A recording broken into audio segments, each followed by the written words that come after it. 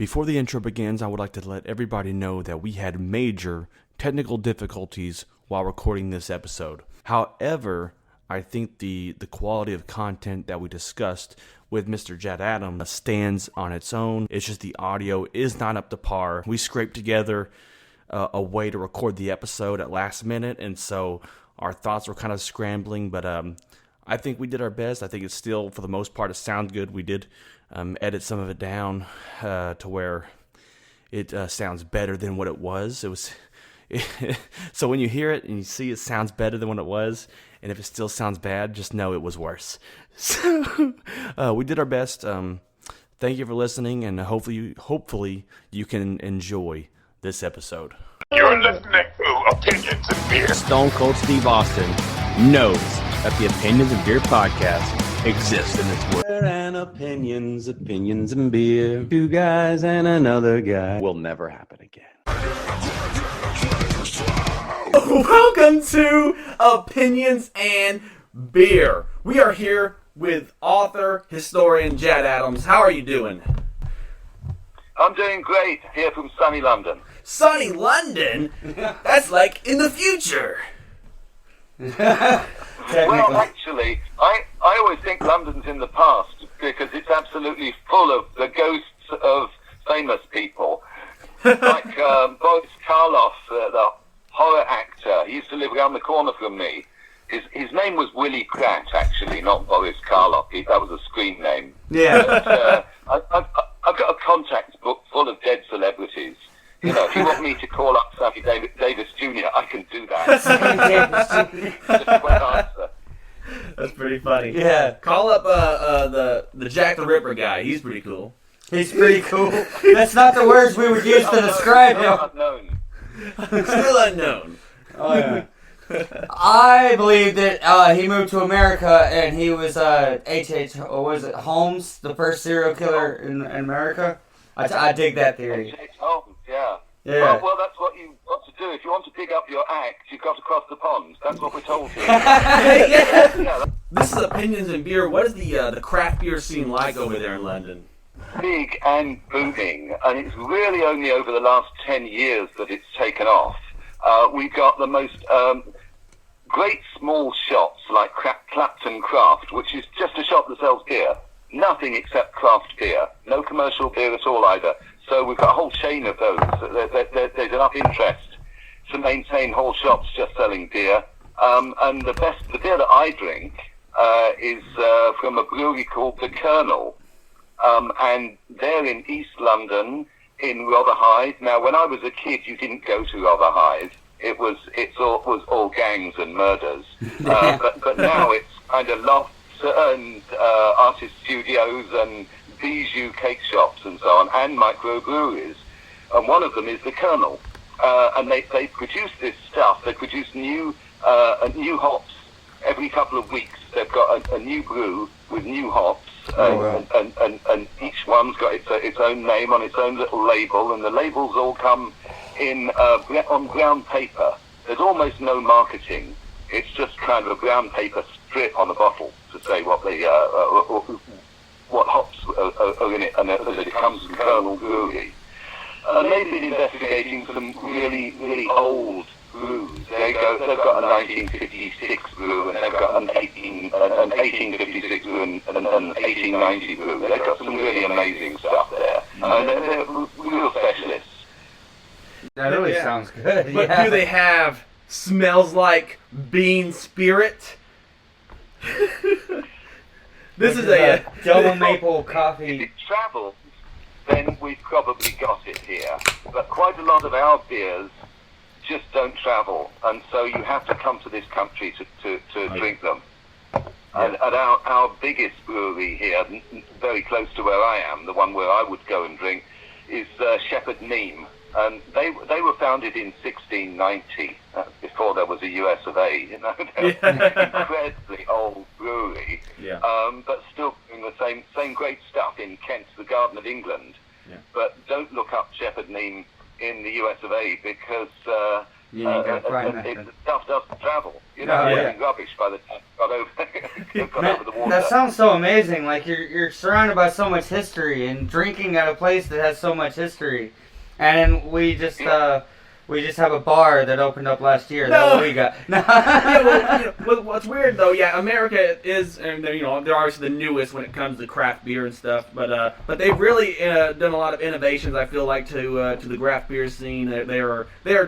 They definitely Americanized it, especially when you have maple bacon Jolly Rancher pig fat beer. I think it's pretty American. It's like they put a whole cheeseburger in a beer. Yeah, going down well in Wyoming, I think. Yeah, I remember exactly. those pancake breakfasts in Wyoming. That's exactly what this is. Now- It's good to have some breakfast beer though for the person who likes to wake up and drink. Yeah, the wee mornings. The wee mornings. Now, is London's craft beer? Do they have is it strict? Because I know over. I say over there, like it's next door. It might be. I don't know. I'm bad with geography. But Germany, over there, Germany and Belgium, they're very strict when it comes to their brewing process. It's like you have to follow kind of strict guidelines. You can't do a lot of the things that they do here. You can, but it's like frowned upon now. I think you can now, but it's mostly frowned upon. Now, the controls are legal controls as to the sale of alcohol, production and sale of alcohol, and those have been in existence, since the last century. I mean, they're just the controls over all sorts of beers and wines and so on. There's nothing special about craft brewery. You can set one up. You've got to have premises which are clean and available for inspection by health and safety people. But basically, you just open one up yourself. Okay, well, that's very interesting. That's very cool. That's awesome. I like that. We need to go over there someday. If anything, just to try as much beer as we can while we're over there. Yeah, exactly. You can go on a pub crawl. Now, one of the biggest reasons why we had you on, we wanted you on the show, is because you're an author. I actually heard about you. You know where I heard about you from? Have you gotten a lot of people trying to get you on their show? Well, yeah, I do a fair amount of stuff on TV in the US and on radio. Yeah. So yeah, a few people ask me about different books that I've written, not one in particular. Well, over on I don't know if you know who Joe Rogan is, but Joe Rogan and Dave Chappelle mentioned your book. They talked about your book. They said they read it. Oh, wow. So I heard that. I'm like, he sounds like an interesting guy. Let me contact him, get him on the show. Oh, that's great. So I thought that was cool. But they were talking about the Gandhi thing, and Dave Chappelle didn't want anything of it. But he's like, he read this guy. He read all of Gandhi's personal writings and stuff, and wrote this biography on him, The Naked Ambition of Gandhi. And then Dave Chappelle was all like, "Oh, quit going after Gandhi, fuck that." Yeah. Well, they were a bit like that in India too.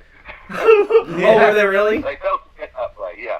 I mean, they felt, you've got to revere this man as the grandfather of the nation, and you must not talk about anything he did sexually. And he's just got to be the great man. Now, as far as I'm concerned, being a great man includes sex, and so I don't buy that argument. But also, he talks an awful lot about sex. I mean, he was really interested in the control of the body. He wanted to divest himself of the things that he thought held him in and held all humanity in. And so he walked around almost naked.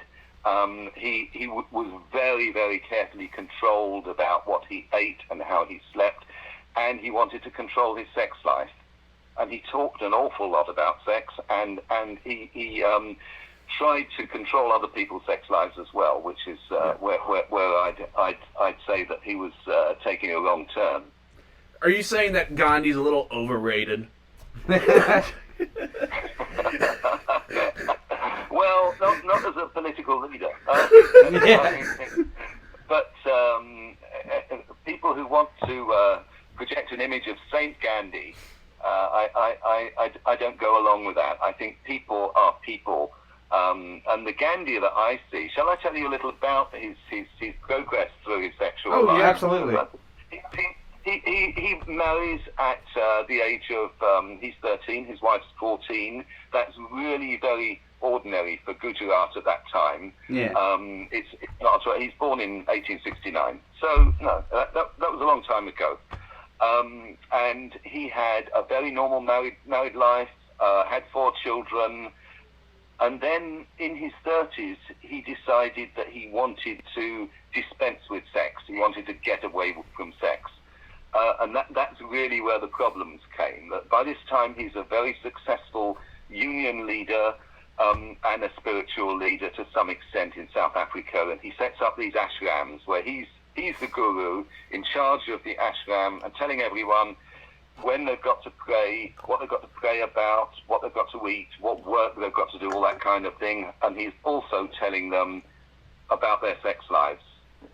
That sex should only be used for procreation, first of all, and then he starts saying there shouldn't be any sex. And so when his son, Manalal, has sex with a woman perfectly willing sex, it's just, he's a young man and she's a young woman and they have sex, Gandhi makes him swear celibacy for the rest of his life. Oh, wow. Finally, he after a few years, he relents on that, and when the guy's 35, he can have sex again. But that's the sort of disciplinarian he was about these kinds of issues concerning his followers. He just wanted to control every aspect of their lives, and that's not very unusual for a guru. That's kind of the sort of things these people did. But he later decided to start challenging himself, to start challenging his sexuality. Then Gandhi started challenging himself, as he described it. And what he made his followers do was do sexy stuff. So he'd get the wife of the manager of his ashram, who he'd sworn to celibacy. This couple weren't having sex, but Gandhi got the wife to do a striptease for him to prove how spiritual he was, just to prove how spiritual Gandhi was, that he could resist even a beautiful woman taking her clothes off, and he wouldn't be aroused. And then after he used to bathe naked with his supporters. He'd get naked massages, and all this was, as far as he was concerned, a matter of self-control, which gave him greater spiritual power, because he believed in the power of semen, that semen was a deep spiritual force, and you shouldn't lose or waste semen. So when he occasionally had the wet dream, he was very distraught about it, and he wrote about it, and got his ashram followers to pray with him about it, and so on. Now, all this is happening while there's a lot of political change in India. They're getting rid of the British, and while they're getting rid of the British, the Muslims and the Hindus are in competition as to what kind of an India is going to emerge from independence. And so it's a very tense situation. People are threatening to kill each other. They are killing each other. Eventually, of course, India is torn apart, and you end up with Pakistan and India. Out of that original British India comes Pakistan and India. So during that time, Gandhi steps up all this sex stuff. He feels that he needs to be challenged even further in order to give more spiritually to his nation. And the way he's challenged even further is to say to the 33-year-old woman that he's been sleeping with, "You go away. I need other challenges." And he invites his niece, his grandniece, to come and sleep with him. She's 19. Okay. She's called Abba, and later he gets another young relative called Manu, and she comes and she sleeps with him as well. And so just one naked teenager wasn't enough, because of the challenge, the national challenge. He needed two. And he's doing this for the people. And they're like his grandchildren. Yeah, or grandniece. And his grandchildren. Now, everyone knew about this. I mean, he wrote about it, and people, including Manu, Kanu's husband, Manu's husband, Kanu, including people like family members, were complaining to him about it and saying this doesn't look good. Other senior politicians who will be leading independent India in the end, they're complaining about it and saying, look, you shouldn't do this. But he is resolute, and he feels that as partition continues in India and things get worse and the two sides are fighting each other, that he's got to keep going through this business of challenging himself with naked teenagers. And he actually says at one point to one of them, he says, we must sleep naked because the Muslims could kill us at any minute. Which is one chat up line. Yeah, that's what I said. That's just the guy just used a pickup line. we must sleep together. The Muslims might kill us. Oh my God. He described it as putting our purity to the ultimate test. Those are the sort of terms that he used. And the thing is with Gandhi, after he was assassinated, a lot of this stuff was destroyed. Things that were written about it, things that people had said, but everyone wanted to say what a great and unifying force Gandhi was. And of course his picture is on all the banknotes, and everyone reveres him. And so one of his first biographers, who went round to the ashram and went round to Gandhi's friends very soon after his assassination in 1948, one of his first biographers found that people had destroyed material about Gandhi. They were getting rid of papers so that they could write at that time, really very soon after he died, they were creating the Gandhi myth that everyone now seems to feed into. Of course, he was a great political and spiritual leader. There's no question about that. But we do have this side of him, which, particularly given the young age of the women involved, is very troubling to us looking at it now. Absolutely. Now these women were all they were above 18, or they were like minors or something. Is that what's going on? No. There were no minors, Okay. even in the terms of the time. Okay. There were 16 at least. Oh, okay. And that's the age of consent in the UK. Still is the age of consent. It's in the still UK. weird. And It is still weird. He's like an old man. He's like an old man. I don't know how old he was doing all this. How old was he? Oh, he was in his 70s. Okay, so yeah, he's an old. Yeah, he's born in That 1869. mental image you have of Gandhi, he was already there. Okay, that mental image of Gandhi. Now, what was the benefit? I mean, I say benefit. Why would someone want to assassinate him? What was he doing that caused such polarizing action to happen?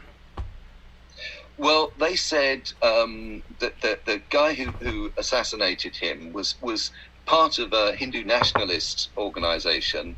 In India now is run by a Hindu nationalist party, so it's that kind of people who believe in Hindu supremacy. And they felt that his assassin felt that Gandhi had given far too much to the Muslims and should not have allowed India to be divided, and that he should have armed the Muslims and had them fight, rather than as Gandhi was committed to peacefully achieving independence. A pacifist, yeah. And the Hindu right wing basically wanted to get out there with the guns and massacre the Muslims.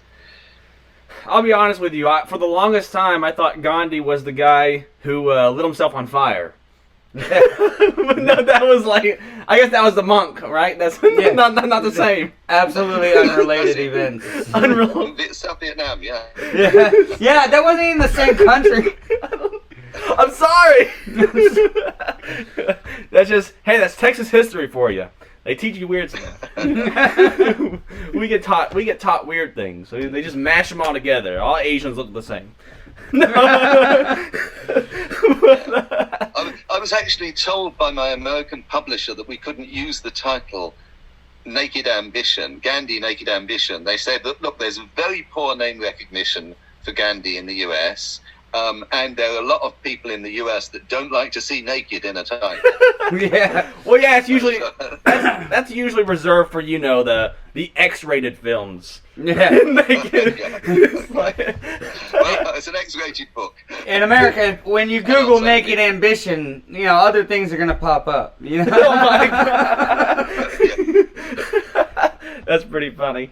But you've done other works besides Gandhi. I see that you did some biographies for the Clintons. Is that true? Oh, yes, it's A Marriage of Sex, Lies and Power.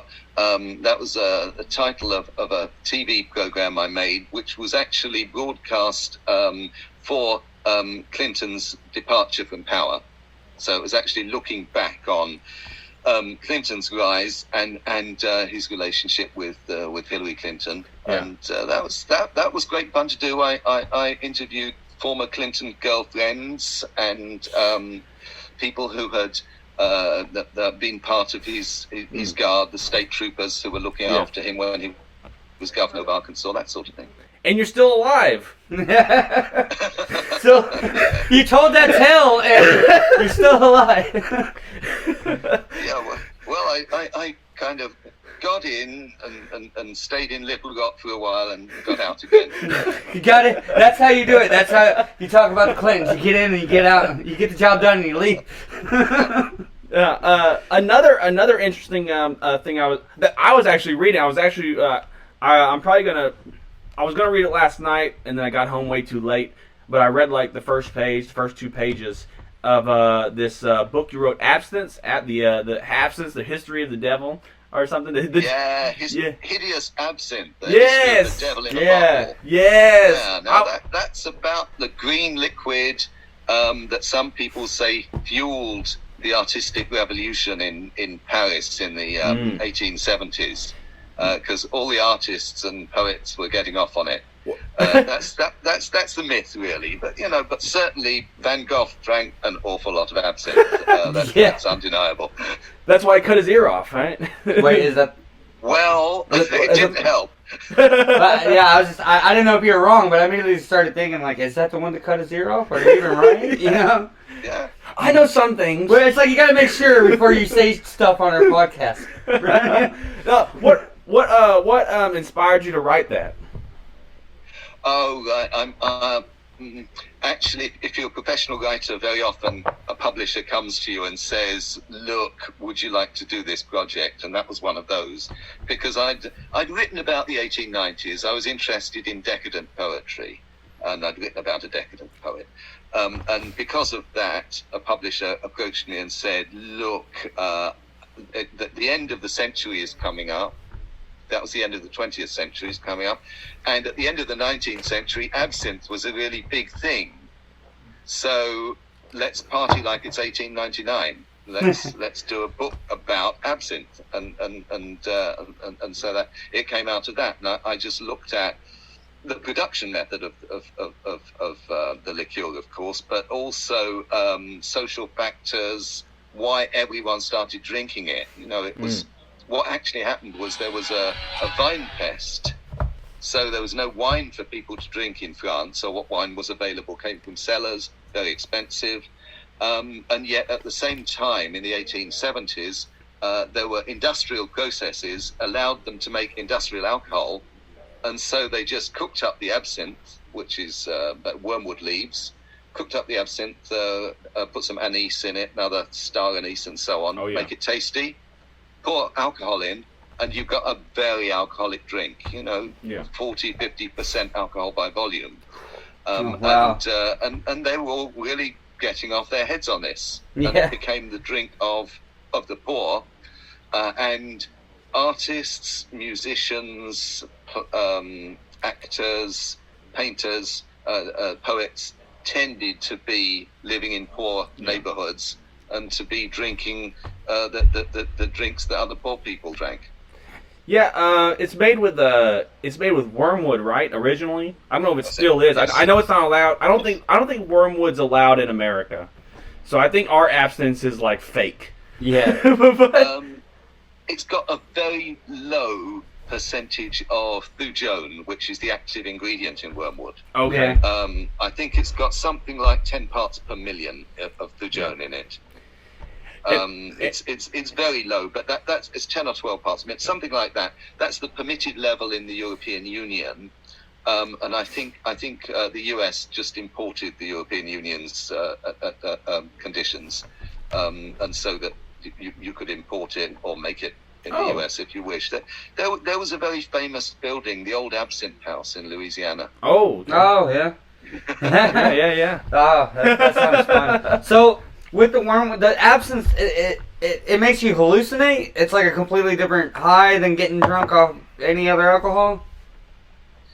Yeah, mild hallucinations. I mean, you'd need to drink an awful lot of it with the very low levels of thujone that you currently get. Yeah. People like Van Gogh and Gauguin and Picasso were drinking much higher levels of wormwood in their absinthe. No, much more high levels of thujone, which is the active ingredient. Mm. And so, there may still be some kind of effect. But I think that the difference with the absinthe you're drinking now is probably like the difference between a spoonful of instant coffee as compared to drinking coffee which is ground coffee beans. It's just much more powerful. It's a much stronger. Yeah. It's a much stronger taste. It's going to give you a much bigger hit. That's so crazy, and that I think isn't all that like mentioned in the Bible as well. It's like it's pretty old drink. Mm. Oh yeah. Wormwood's in the Bible. Wormwood's in the Egyptian papyrus.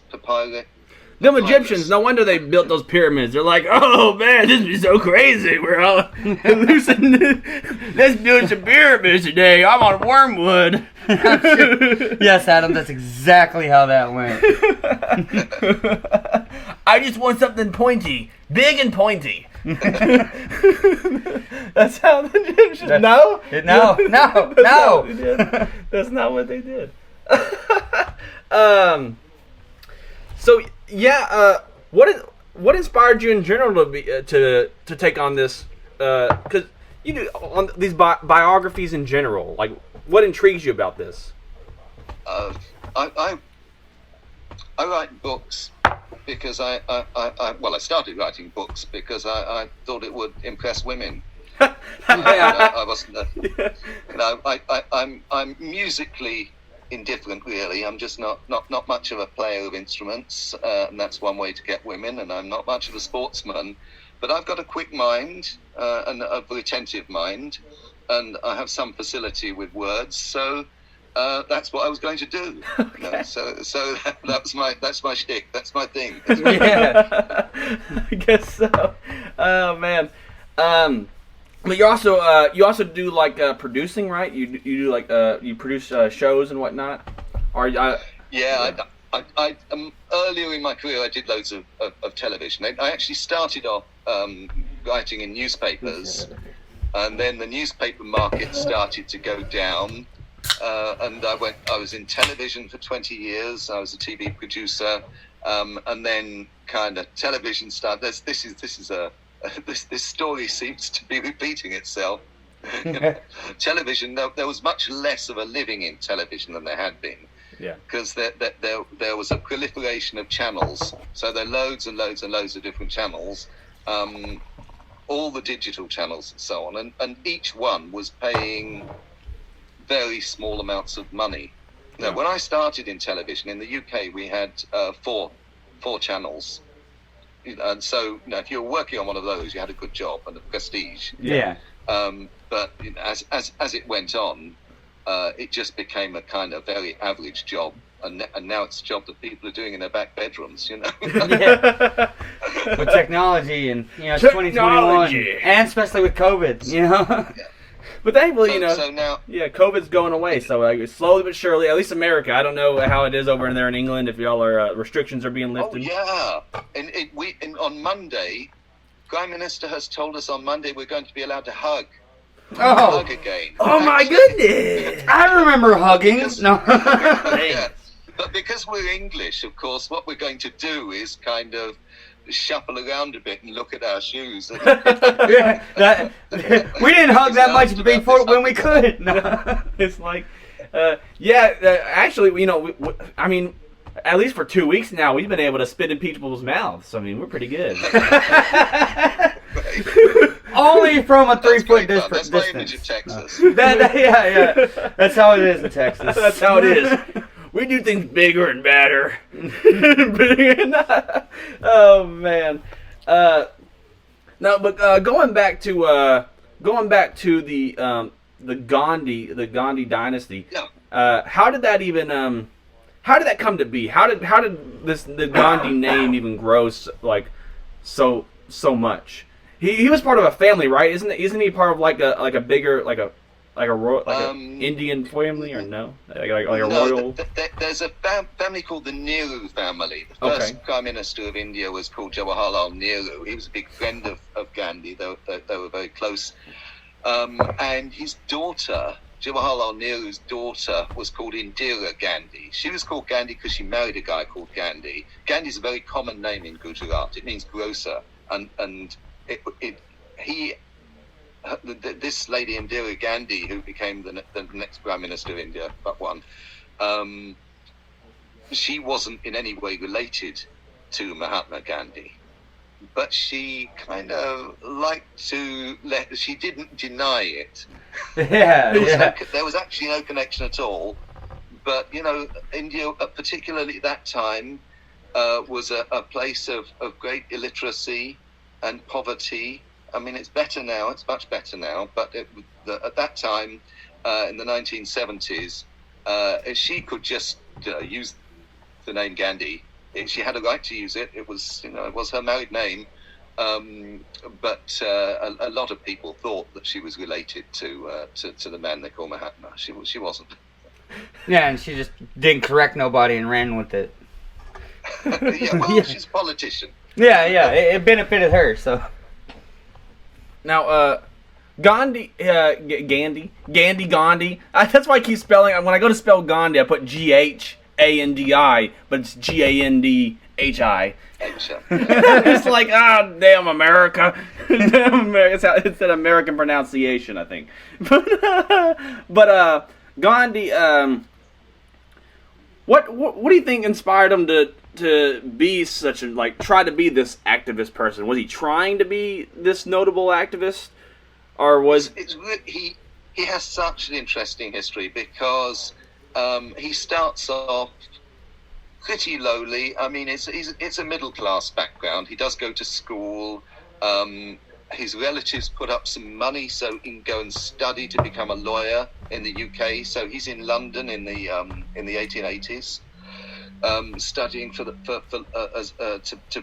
become a lawyer, and he doesn't seem to be a particularly remarkable person at all. I mean, there's nothing very special about Gandhi.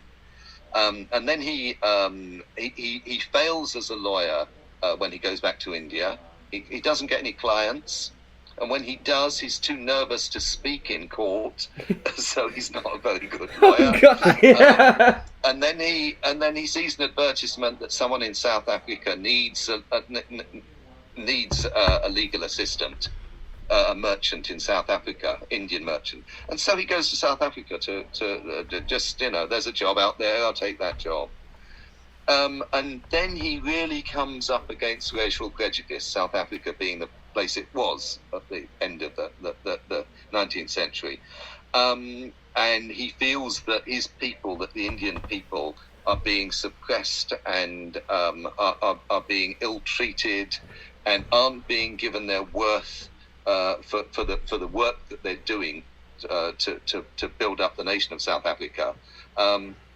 And the government keeps imposing new tariffs on them and expecting them and refusing them citizenship until they've been there a certain amount of years, and then it extends the amount of years.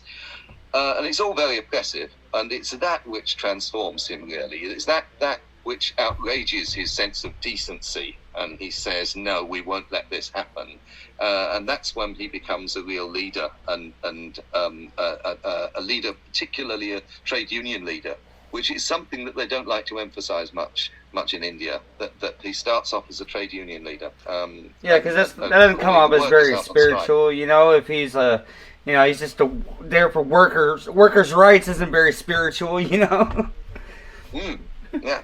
And so when he, after 20 years in India, after 20 years in South Africa, he goes back to India, and now he's a hero. And he says, what I've got to do now is I've got to fight the oppression of the British, because the British are, some 30 million people are dominating this 700 million of people in India. Gandhi's had an English education. He's got lots of English friends, but he says it's time to go now. Thank you very much for the post office and the railways. But, it's time to go. I seem to remember the US had a similar experience. It wasn't called the US then. It was 13 colonies. Yeah, 13 colonies. We thank you for everything you've done to us. But we got it from here. Yeah. So that was Gandhi's feeling. And what Gandhi did, where he found the Independence Party, he found them a middle-class group of people who really were looking after themselves and seeing whether they wanted to do as well as they could personally out of the country. And Gandhi said, no, it's not just about you. It's about everyone, this whole population. And so instead of a middle-class pressure group, Gandhi turned the independence movement into a real movement. He went out into the fields, went out into the villages, talking to people, telling them what they could expect from independence, and giving them a sense of self-worth, that what they thought, what they felt really mattered. So that's why he's a great spiritual leader, and that's why he's revered in the way that he is in India and respected around the world. Now, was Gandhi, I'm sure he was, a big beer drinker? Well, yeah. No. You know what it was? It was all they had was IPAs over there, and it's all like IPAs back. Yeah. IPAs back then were gross. Back then, yeah. It was on purpose. they made them gross on purpose. They overhopped them to try to save the flavor on the trip to India. That's the whole gimmick. That's the whole gimmick. That's why they're called Indian. Yep. That's why they're called Indian Pale Ales. Oh yeah. Yeah, because they were. That's why they were overhopped. Oh wait. So Indian Pale Ales aren't called Indian crates. They're called Indian Pale Ales not because they're made in India, but because they're made to be sold, to be sent to India. Yeah, to survive the trip. That's why they were so hot. Yes. That's how the style was made.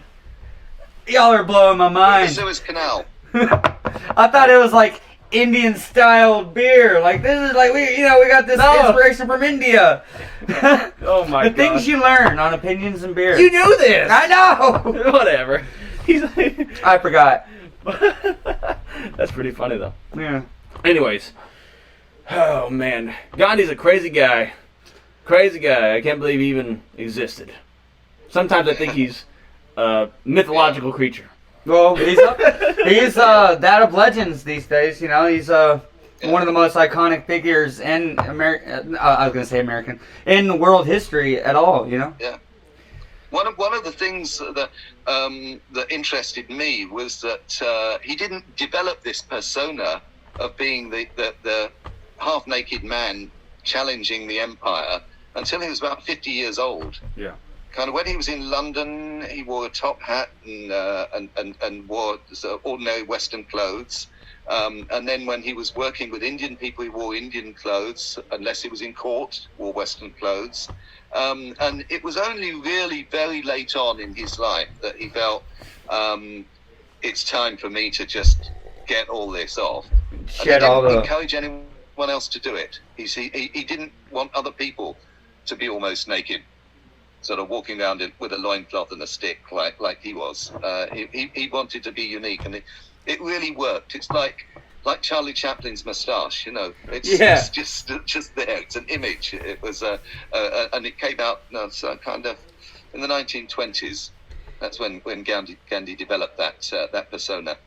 Yeah, I can't even fathom Gandhi in like a normal suit with a top hat. The image will not appear. Not appear in my head. Looking at it, looking at what we were taught about Gandhi, looking at your research into Gandhi and who he actually was, and just sort of like the kind of the quirkiness of like his ideology and what he would go through, and sleeping with half-naked women. What do you think the biggest takeaway should be when someone learns about Gandhi? I think that he was a great man who really contributed to Indian independence, but he was not a god. Yeah, he was just another man. Of course, yeah.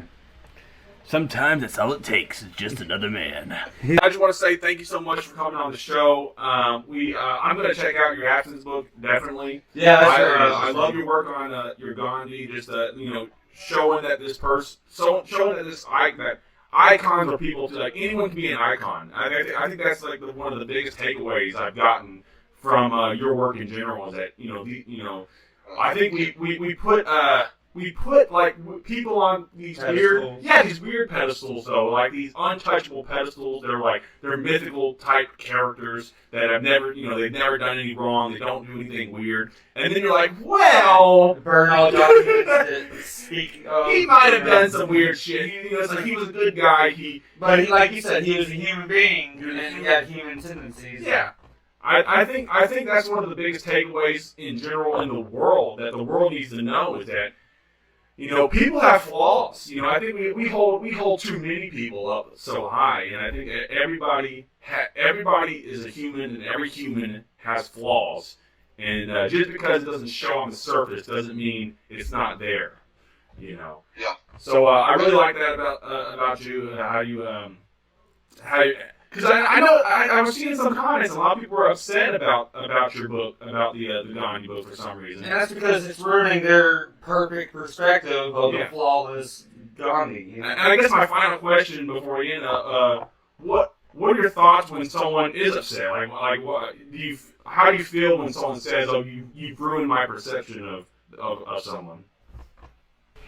Well, the work that I did was very strongly based on the things that Gandhi himself wrote, and that he therefore wanted to be known. Absolutely.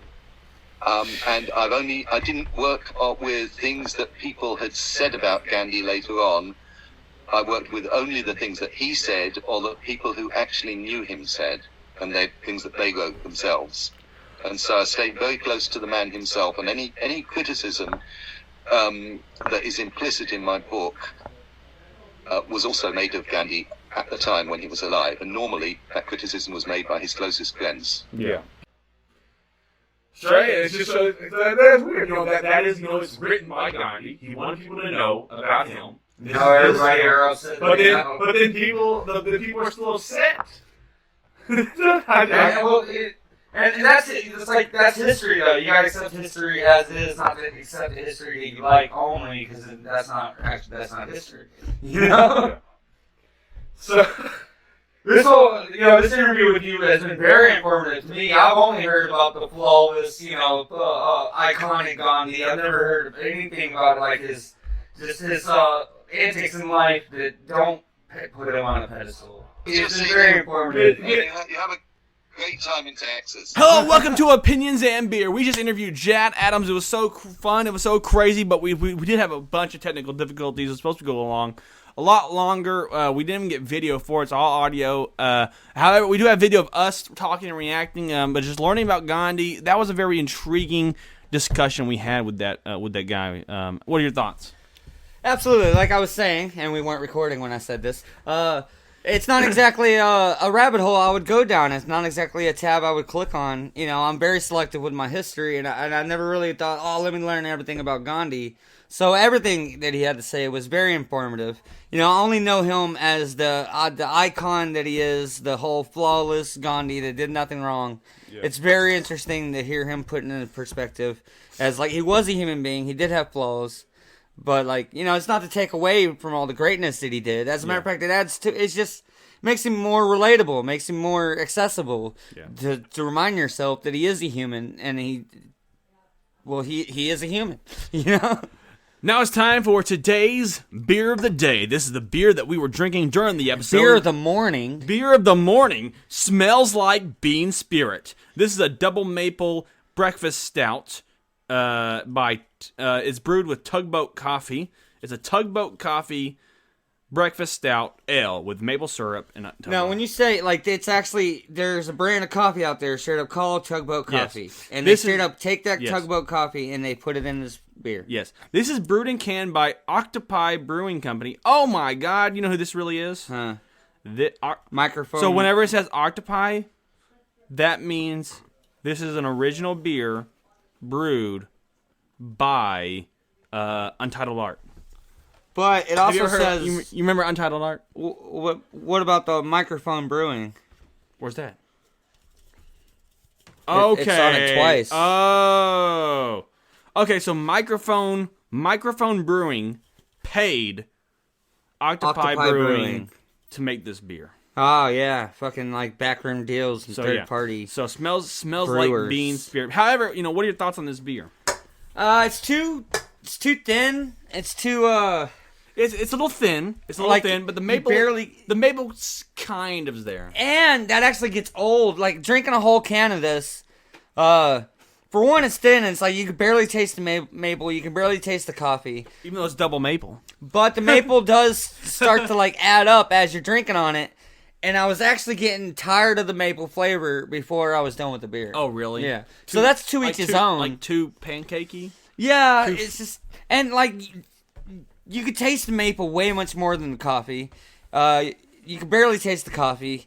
You could barely taste the maple. But like I said, like, after drinking on it, all you can really taste is the maple, and it gets like, old. Teeth. It's it's like when you're eating like syrup, no. Basically, it's like it tasted more like a maple beer than a maple coffee beer. Yeah, you're right. And what would you rate this beer? I'd rate it a 5. Yeah, I'd give it a solid 5. Yeah, I mean, like give it a solid 5. It was so right thin, down the middle. Like as many complaints, despite the complaints I have about the taste. You can barely fucking taste it. Barely fucking taste it. Oh, Gandhi's fun. Gandhi's crazy. Fun. Oh man, crazy. Gandhi in a 3-piece suit and a top hat. What? That happened. That's just your opinion. No, that's fact. He said it. That's fine. Because all we have here are opinions and beer. In the morning. We are a million and billion. To the right.